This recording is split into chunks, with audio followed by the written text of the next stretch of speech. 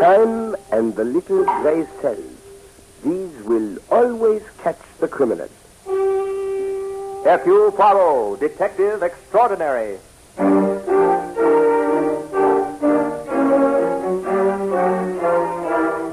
From the thrill-packed pages of Agatha Christie's unforgettable stories of corpses, clues, and crime, Mutual now brings you, complete with bowler hat and magnificent mustache, your favorite detective, Hercule Poirot, starring Harold Huber in The Bride Wore Fright.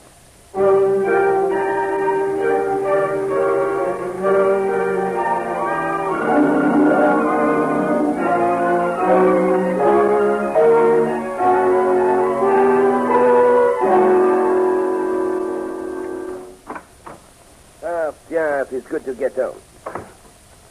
1,000 thunders, what is it called with the lights?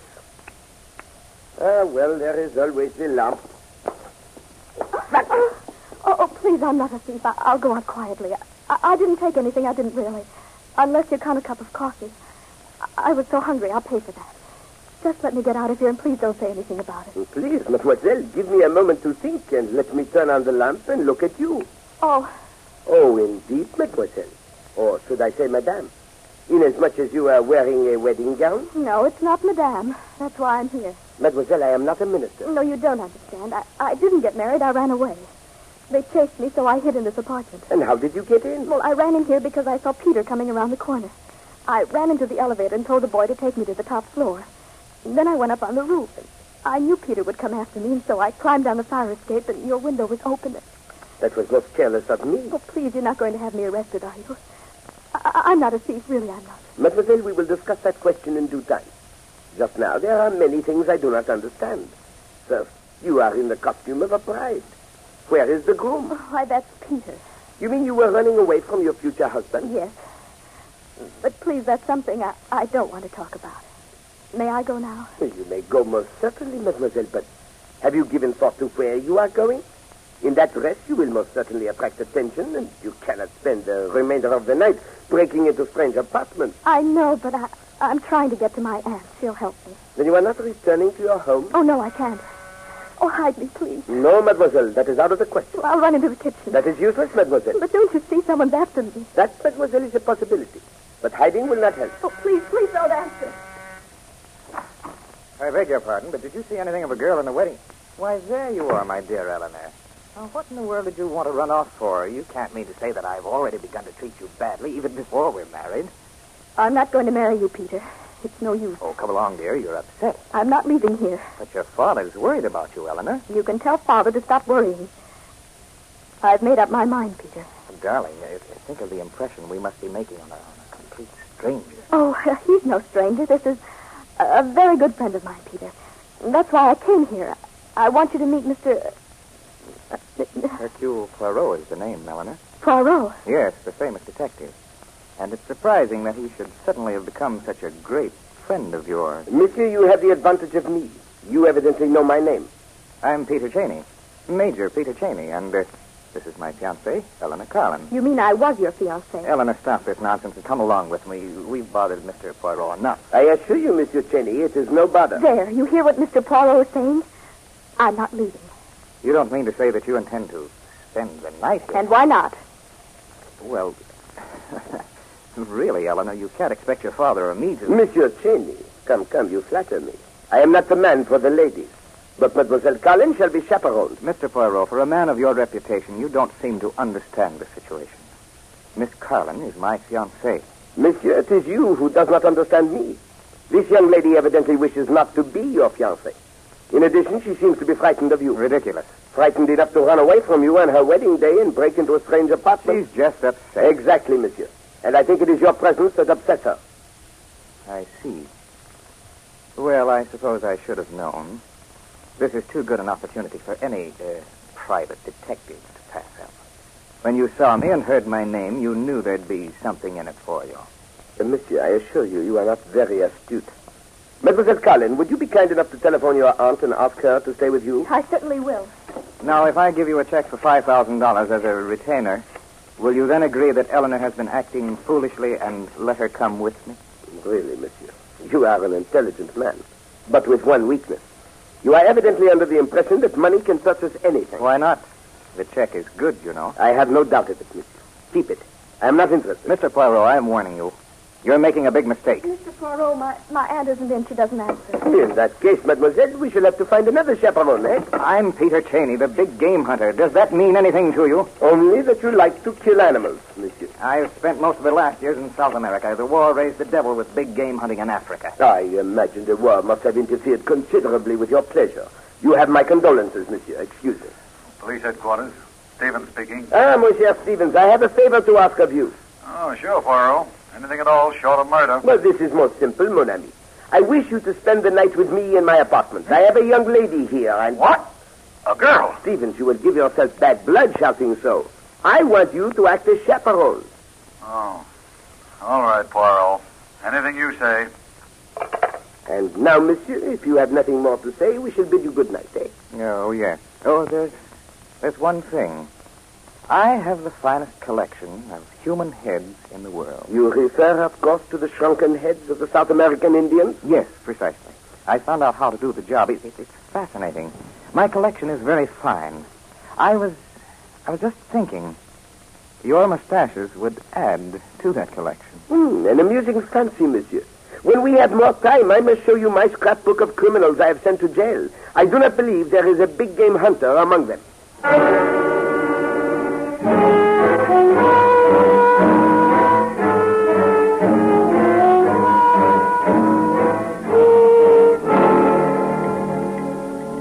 Well, at least I'm getting a good breakfast out of this, Poirot. What's the matter? You're not eating. I am worried, mon ami. Now, look, Poirot, you've done enough for Miss Carlin already. She's going over to her aunt's this morning, and that's all there is to it. I only wish you were right, mon Dieu. Monsieur Cheney will not let go so easily. Well, I still don't see what you can do about it. After all, it isn't a crime to want to marry a girl. Good morning, Mr. Poirot. Oh, Inspector Stevens. Good morning. I want to thank you for being so kind to me. That smells good. And it is good, mademoiselle. Come, sit down. And Okay. this time you can drink coffee and not worry about being taken for a seat, eh? Yes, monsieur? Eleanor, I'm surprised at you. To think that my daughter would disgrace me by running away from a wedding and making a public exhibition of herself is shameful. Good morning, Eleanor. Oh, Peter, you too? Well, young lady, Father, I'm sorry. I know that what I did was pretty bad. I should have refused to go through the wedding in the first place. but why? What possible objection can you have to Major Cheney? Only that I'm not in love with him, Father. And I should think that would be enough reason for any father not to force his marriage into any marriage. I'm sure you'll learn to love me, Eleanor. Oh, nonsense. The girl doesn't know her own mind. She's much too young. I'm old enough to be able to make up my own mind as to whom I want to marry. I'm over 21, and you can't make me marry anyone I don't want to. Eleanor, I want you to come home and talk this over with me reasonably. I'm sorry, Father. I know that Peter can ruin you financially, and probably will if I don't marry him, which ought to be reason enough why you shouldn't insist that I do. Eleanor, I want you to come home with me now. I'm sorry, Father. I'm going to live with Aunt Susan. Let Eleanor do what she wants, Roger. I like a girl with a mind of her own. Don't worry. I'll change it. Well, that's very decent of you, Peter. And as for you, gentlemen, you meddling, interfering French busybody. Monsieur Citalen, that I will not tolerate. I'm not French. I'm Belgian. And you! Since when do the members of the New York police force interfere between a father and a daughter? Huh?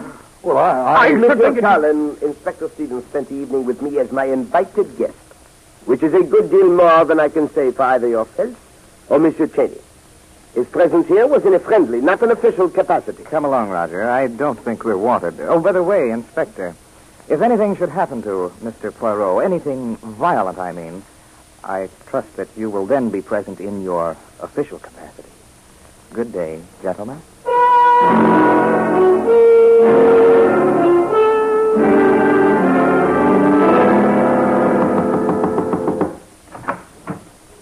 Good afternoon, Pancho. Is Peter in? I will see if the major is in. You may as well tell him, Pancho, that I'm going to sit right here until he sees me. I hear you, Donna. I'll be right with you. Oh, darling, take your time. As long as I know you're here, I'm happy. Donna, darling, I'd never keep you waiting. You know that. Oh, Peter, I knew it wasn't true. And if you think that was a mistake, here. All right, Pancho. Down, Murphy. Down, I say. Oh, you've brought Muerte with you.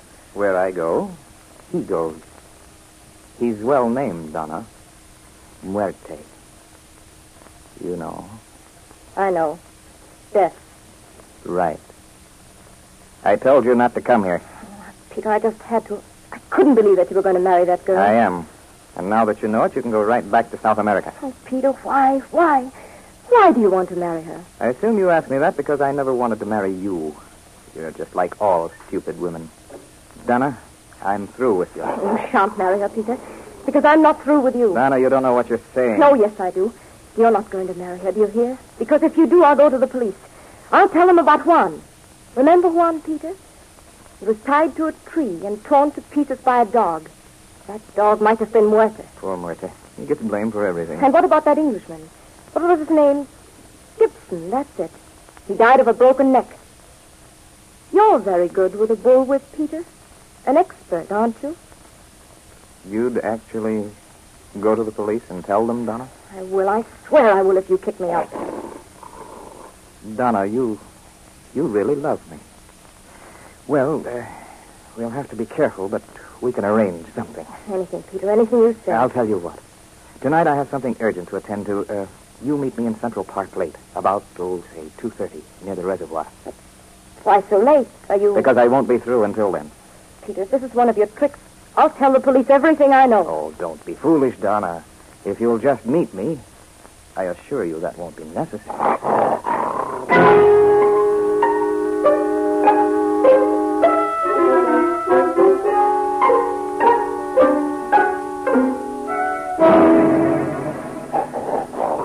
Easy now, Muerte. Easy. Wait, boy. Wait. Peter? Oh, Peter, where are you? There she is, Muerte. Get her, boy. Drive her towards me.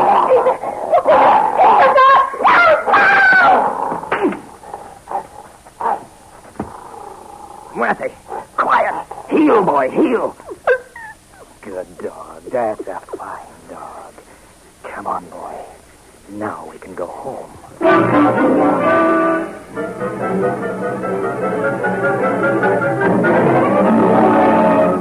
Well, that's the way we found her, Poirot.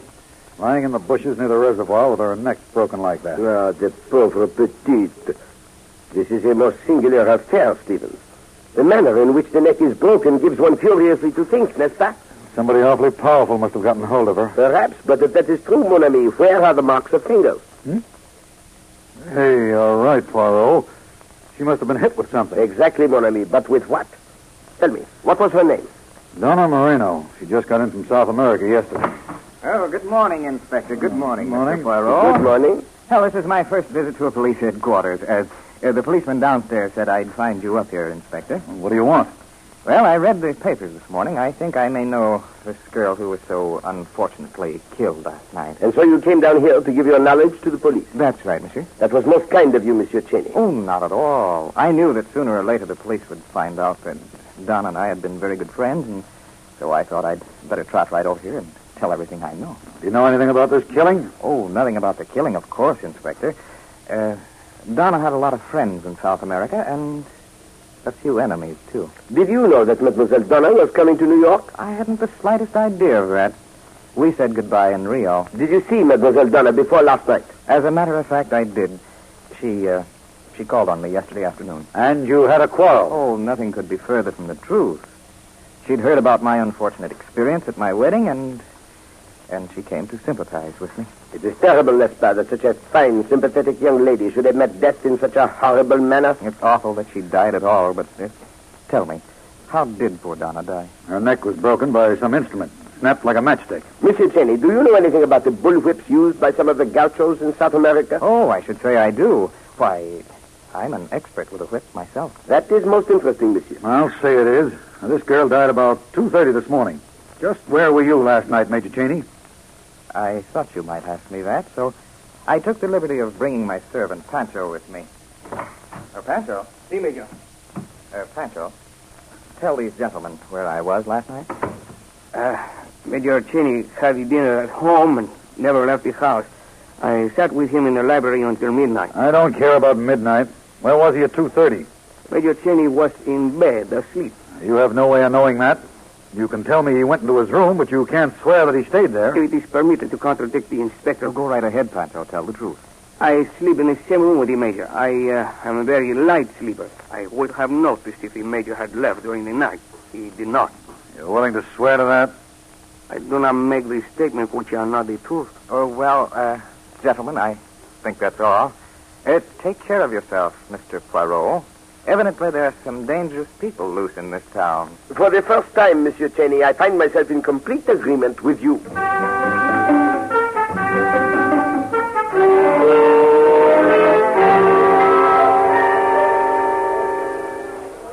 Do you mind if I sit down, Eleanor? Oh, Peter, I wish you'd leave me alone. Aren't you tired of working, Eleanor? You don't have to, you know. I like working.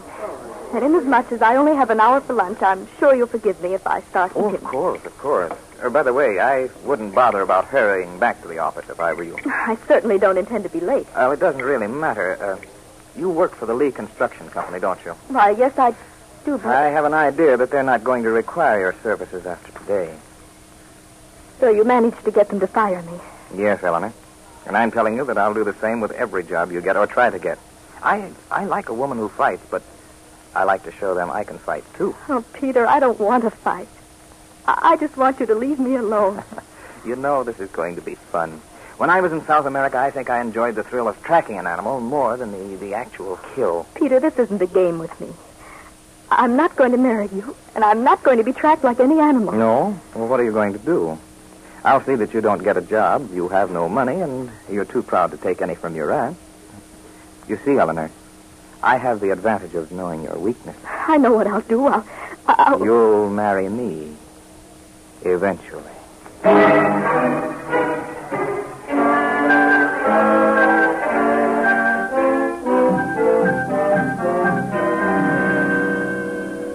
Poirot, I've sat in your apartment many times when we were working on a case, but I've never known as much as I do now and yet felt as helpless. Then you do know the murder of Mademoiselle Moreno, mon ami. Sure, don't you? Yes, it is a certainty. And the devil of it is we can't do a thing. I don't dare arrest that Cheney guy. I haven't got a case. That phony alibi is perfect. No alibi is perfect, mon brave. Monsieur Cheney is a murderer, and he must be punished. Yeah, but how? Poirot, I tell you, the DA wouldn't even take the case to court. What have we got to go on? Well, the fact that Monsieur Cheney knows Mademoiselle Moreno, the fact that she visited him on the afternoon of her death, and the fact that Monsieur Cheney is an expert with a bullwhip, the weapon by which Mademoiselle Moreno was killed. Yeah, but all that's the flimsiest kind of circumstantial evidence. Put all that against his alibi, and we're licked. In this instance, mon cher Stevens, I agree with you. Good afternoon, Mr. Poirot. Hello, Inspector. How do you do? It seems I come running to your apartment every time I'm in trouble. Yeah, Mademoiselle Carlin, it is a pleasure to have your company. Although the inspector and myself regret that you are in difficulty. It's Peter again. He won't let me alone. But I don't suppose you're interested in hearing about my trouble. But indeed, we are very much interested. Now, careful, Poirot. I don't want to get sued for libel. And that's something this Cheney guy is perfectly capable of doing. You mean Peter's in trouble with the police? That is just the point, mademoiselle. Monsieur Cheney is not in trouble, but he should be. Why? What has he done? First, what has he been doing to annoy you? Well, he's gotten me fired from my job and threatened to keep me from working. And he seems perfectly able to do it. Christy Stevens, this Cheney must be checked. Yeah, but how? What has he done? He is a murderer, mademoiselle. Of that we are perfectly certain. But he is diabolically clever. He has found a simple way of committing murder so that we know he has done it, and yet we cannot prove it in a court of law. Now, please don't tell anybody, Miss Carlin. Oh, no. I can't tell you how we're going to handle him, though. He has an unbreakable alibi. Mon ami, he has, therefore we must break it. And I think I know how. Well, are you going to let me in on this? Most certainly, mon vieux. Mademoiselle, you said that Monsieur Cheney still wants you to marry him? Yes, and it frightens me. That I can understand, mademoiselle. But that makes me believe that we can start to begin to arrive in the vicinity of somewhere.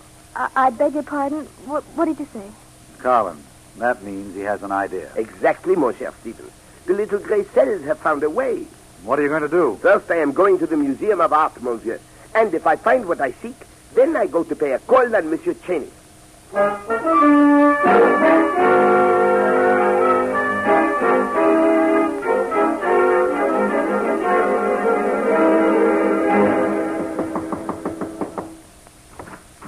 May I see Monsieur Cheney? Oh, this way, senor. Ah, Mr. Poirot, this is a surprise. I'm glad to see you. Monsieur Cheney, you have been a great deal in my thoughts. I'm sure I have, and you in mine. Would you care to see my collection of heads? It's even finer than the one in the Museum of Art. But I should enjoy that immensely, monsieur. Oh, they're right in this other room. And while we are examining the collection, we shall talk, eh? Of course, of course. What about? Murder? You have said it, monsieur.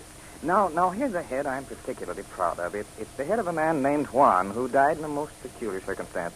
Some animal had chewed him almost to pieces, yet you can hardly see the trace of a scar. Perhaps he was murdered, monsieur. Well, now, what makes you say that? Down, Murphy. Stay back. It seems that so many things about you, Monsieur Cheney, bring murder to my mind. Even your dog is named Death. That's because he's dangerous, Mr. Poirot. I always think people should be warned, don't you? But of course. And did you warn poor Mademoiselle Donna, monsieur? Well, now, why should you think I had anything to do with Donna's death? I do admire the way it was done, though, quickly and efficiently. I understand you have been annoying Mademoiselle Collins. I thought we were going to talk about murder. Oh, now, here's another fine example of the art of shrinking human heads. Murder and marriage, monsieur. I just thought it fair to warn you that I will not allow Mademoiselle Collins to marry a murderer. Good for you, good for you. I wouldn't want Eleanor to marry someone like that either. Monsieur, I am saying that I know you are a murderer. I am also saying that I will not permit Mademoiselle Collins to marry you even if she wants to. And I'm telling you that it's none of your business. And, Monsieur Cheney, I shall do everything in my power to help Mademoiselle Collins, financially and otherwise. You will persist in sticking your neck out. And you break necks that are in your way. N'est-ce pas? Sometimes. But listen, Mr. Poirot, I have too much respect for you to want to quarrel. I'd like to get together when I've had time to think this over, and maybe we can talk more reasonably. Anytime you say, monsieur. Well, frankly, I'm too upset now to be able to think clearly. Shall we say, tonight at 11? Consider it said, monsieur. Shall we meet here? No, I'd rather not. Oh, come. Surely you are not going to ask me to meet you in the park. Oh, no, of course not. I don't think you would anyway. Not without being followed by a good number of police. And you would not like that, monsieur? I think our meeting place should be private, don't you? By all means, monsieur. I have it. There's an old hot dog stand out on Long Island, been abandoned for quite a while, just a few miles east of Bayville on Route 19. It's in the middle of a vacant lot. Nothing around for miles. You can see anyone coming miles away. How about meeting me there? Monsieur Cheney, you have an appointment.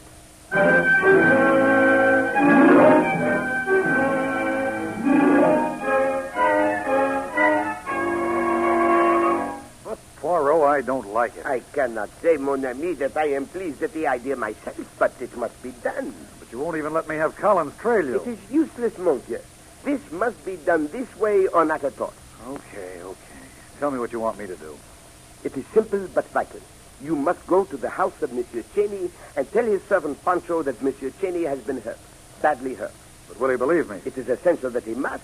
If he needs convincing, tell him that he was hurt because of his appointment with me, that Pancho must come with you immediately, that Monsieur Cheney needs him. Yeah, but suppose he won't come. He must, or you will be in the terrible situation of having to solve murders without the assistance of Hercule Poirot.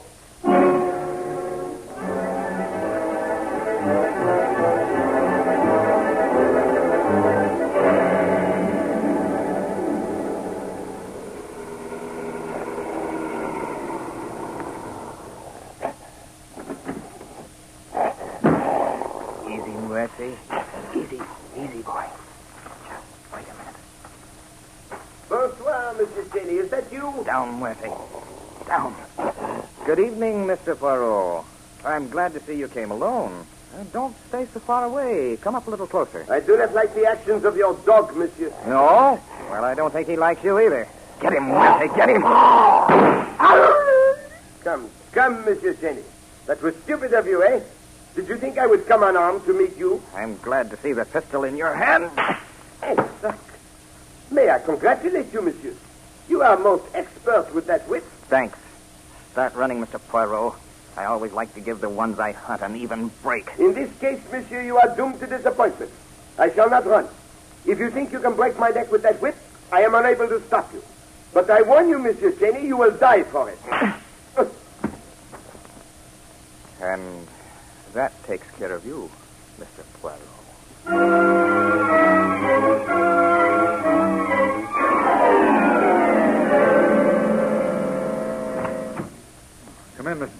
Sit down. Oh, thank you, Inspector. I seem to be spending a good deal of time at police headquarters lately. I'm warning you, Cheney. I'm holding you for the murder of Hercule Poirot. And anything you say may be used in evidence against you. Oh, don't be ridiculous, my dear Inspector. Oh, what is this, a joke or something? If it is, it's in very bad taste. Stop stalling, Cheney. I've got you dead to rights. I begin to see. This is evidently a trap of some kind. Mr. Poirot pretends to be dead Cheney, while you... I've arrested a lot of cold-blooded killers in my time. But I tell you, I've never been as vindictive towards any of them as I feel towards you. You not only killed a great detective, but the best friend I ever had. Before you go any further, Inspector, I'd like to warn you that I'm going to sue you for false arrest and libel, or else have you put in an insane asylum. I suppose you're going to tell me you were home all night and your servant Pancho was prepared to swear to it. That's exactly what I'm telling you. Okay, that's it. That's all I wanted to hear. Come in, Pancho. Oh, Pancho, will you please tell the Inspector where I was this evening? Well? Pancho, what's the matter with you? Tell the Inspector where I was. Please do forgive Pancho, Major. I cannot. Have you lost your mind? Tell him, Pancho. No, it's not Pancho's fault, Cheney. He can't tell me because I was with him every minute this evening from 10:30 on. What? Yes, that's it. Poirot knew you'd try to kill him the same way and create the same alibi. He took a chance and laid down his life in order to trap you. Well, it's too bad I didn't foresee that. But at least I got Poirot. Well, I'm glad you see it that way. Here's a confession on the Moreno killing, too. Yes, I did it. Just too bad, Pancho, that you weren't a little smarter. I'd have gotten away with the Poirot killing, too. Pardon, Monsieur Cheney. Poirot? What? That is one murder you would never have gotten away with. But, Poirot, I thought... You thought I was dead, mon ami. I intended you should. In no other way could you have played your part so convincingly. I never miss with that whip. And you did not miss this time, Monsieur Cheney. However, you neglected to find out whether or not I was wearing a steel collar. A steel collar? A steel collar. The Museum of Art has one of the finest collections of 15th century armor in the world. I was fortunate in finding a collar that fit me. It was most uncomfortable, but most effective. Poirot, I'm certainly glad that you're alive, but don't ever do that again. What, mon ami? Make believe I am dead? No. Hide in my office without my knowing it. It would make me look like an awful fool in front of the commissioner.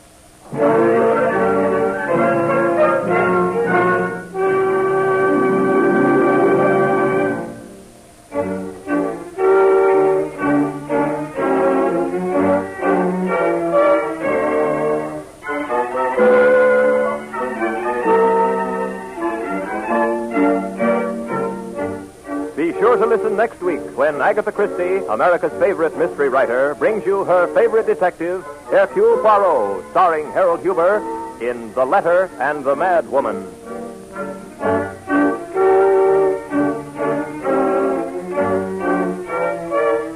Music for Hercule Poirot is composed and conducted by Sylvan Levin. The program is directed by Carl Eastman. This is the Mutual Broadcasting System.